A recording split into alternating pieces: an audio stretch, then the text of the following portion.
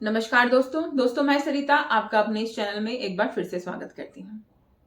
दोस्तों, शादी चाहे अपनी पसंद से हो चाहे किसी और की पसंद से हो, यानी कि घर वाले करवाएं, लव मैरिज हो चाहे अरेंज मैरिज हो, उसके कुछ कड़वे सच होते हैं, कुछ ऐसी बातें होती हैं जिनको समझना हर एक इंसान के लिए जरूरी होता है। अगर आप शादी करना चाहते हैं और आप सोच रहे हैं कि अपनी पसंद से करें या फिर अपने घर वालों की पसंद से, तो ये बातें आपको समझ लेनी चाहिए। अरेंज मैरिज में जो परेशानियां होती हैं वो आज मैं आपके साथ शेयर करने वाली हूं, लेकिन लास्ट में कुछ खासियत और कुछ क्वालिटीज भी बताऊंगी। दोस्तों, अरेंज मैरिज में जो पहली प्रॉब्लम होती है वो ये होती है कि आप अपने पार्टनर को अच्छे से जानते नहीं हैं। उससे आपके पेरेंट्स ने पसंद किया है और आपके लिए चुन लिया है कि भाई इससे मेरे बच्चे की शादी होगी। अब बात आपकी आती है तो आप उसे नहीं जानते हैं, उसकी पसंद नहीं जानते हैं, उसकी नापसंद क्या है वो नहीं जानते हैं, सामने वाले का स्वभाव क्या है आप वो नहीं जानते हैं। बहुत सारी चीजें हैं जो फिर आपको धीरे धीरे पता चलता है। कई बार ऐसा भी होता है कि आपका पार्टनर आपसे अपनी मर्जी से शादी कर रहा है या फिर घर वालों के दबाव में आके शादी कर रहा है, ये भी आपको पता नहीं चलता है। और कई बार ऐसा भी देखा गया है कि दबाव में, पेरेंट्स के दबाव में आकर बच्चे शादी कर लेते हैं और फिर वो शादी चलती नहीं, कुछ महीने या फिर एक साल के भीतर ही वो शादी टूट जाती है, जो कि बहुत ही दर्दनाक होती है। तो अगर आप अरेंज मैरिज कर रहे हैं तो इन बातों का थोड़ा सा ध्यान रखें कि भाई उससे पहले मिलें, उससे बातचीत करें, पूछ लें कि किसी दबाव में, किसी प्रेशर में तो कोई शादी नहीं हो रही है। दोस्तों, जब अरेंज मैरिज होती है तो इसमें बहुत ज्यादा खर्चा होता है। लड़की पक्ष वाले भी बहुत खर्चा करते हैं और लड़का पक्ष वाले भी बहुत खर्चा करते हैं। हर एक इंसान अपनी शान दिखाने के लिए आगे बढ़ता है और खर्चा बहुत करते हैं, जो कि इसका बहुत ही बड़ा माइनस पॉइंट है। देखिए, शादी दो इंसानों की हो रही है, आप उसमें बेफिजूल का खर्चा करें तो वो चीजें तो अच्छी नहीं है ना।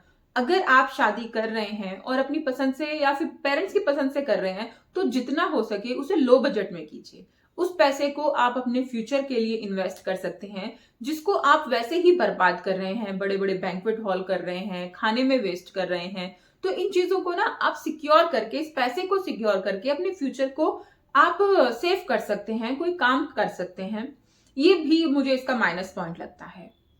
और सबसे बड़ी बात, जब एक लड़का या लड़की शादी करते हैं तो उनके दिमाग में अपने पार्टनर की एक इमेज क्रिएट होती है कि भाई मेरा पार्टनर ऐसा होना चाहिए, ऐसा होना चाहिए, उसमें ये क्वालिटीज होनी चाहिए, मेरे साथ टाइम स्पेंड करे, अच्छे से बातें करे। बहुत सारी चीजें होती हैं जो हर एक इंसान अपने पार्टनर के लिए सोच के रखता है, लेकिन आपको कैसा पार्टनर मिलेगा ये आपको पता नहीं होता है। जो भी पेरेंट्स पसंद कर देते हैं उससे आपकी शादी हो गई है, आपको उसके बारे में ज्यादा जानकारी नहीं होती है। ये भी मुझे इसका एक माइनस पॉइंट लगता है। अरेंज मैरिज का जो प्लस पॉइंट मुझे लगता है वो ये है कि जब कोई लड़का या लड़की आपके पेरेंट्स पसंद करते हैं तो उसकी जिम्मेदारी कुछ आपकी और कुछ आपके पेरेंट्स की होती है उस रिश्ते को आगे बढ़ाने की। अगर कोई शादी आप अपनी पसंद से कर रहे हैं तो उसकी पूरी जिम्मेदारी, पूरी रिस्पॉन्सिबिलिटी आपकी हो गई। लेकिन जब आप वो शादी अपने पेरेंट्स के मुताबिक करते हैं तो उस रिश्ते में अगर कभी कोई गड़बड़ हो रही है, कभी कोई मनमुटाव हो रहा है या आपकी लाइफ में कोई प्रॉब्लम आ गई है, तो आपकी फैमिली एक बैकबोन की तरह आपके पीछे खड़ी रहती है, सपोर्ट सिस्टम आपके साथ होता है, जो हर एक प्रॉब्लम में आपका साथ देता है और आपको उस प्रॉब्लम से बाहर निकाल लेता है।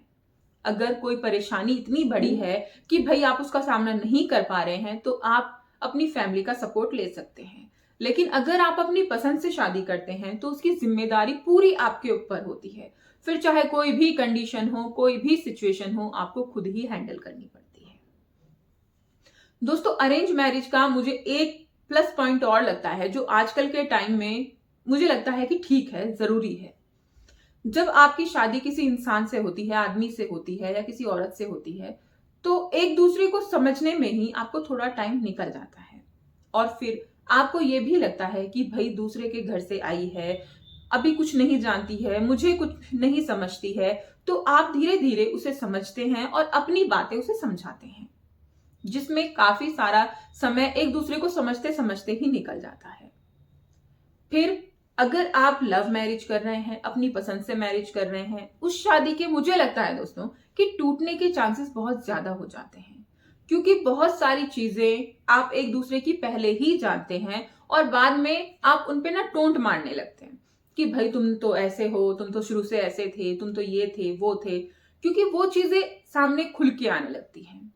आपको उस टाइम पे इतना समझ नहीं रहता है कि क्या करना चाहिए क्या नहीं करना चाहिए। आप अपनी भावनाओं में बहकर शादी कर लेते हैं, लेकिन कुछ टाइम के बाद आपको ये रियलाइज होता है कि भाई आपने क्या किया। इसीलिए मुझे लगता है कि अरेंज मैरिज जो होती है वो सही होती है, अच्छी होती है।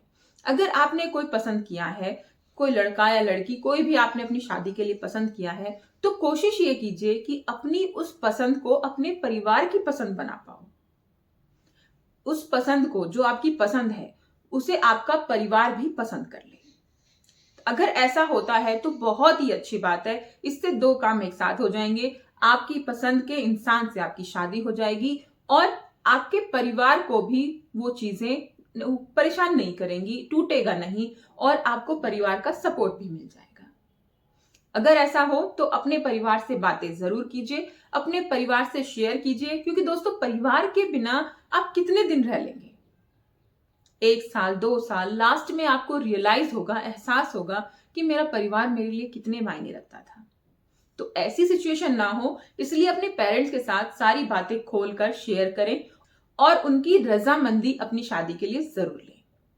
दोस्तों अगर वीडियो अच्छी लगी तो मुझे कमेंट करके जरूर बताइएगा और इस चैनल को सब्सक्राइब कीजिएगा। इस जानकारी को अपने दोस्तों के साथ शेयर कीजिएगा।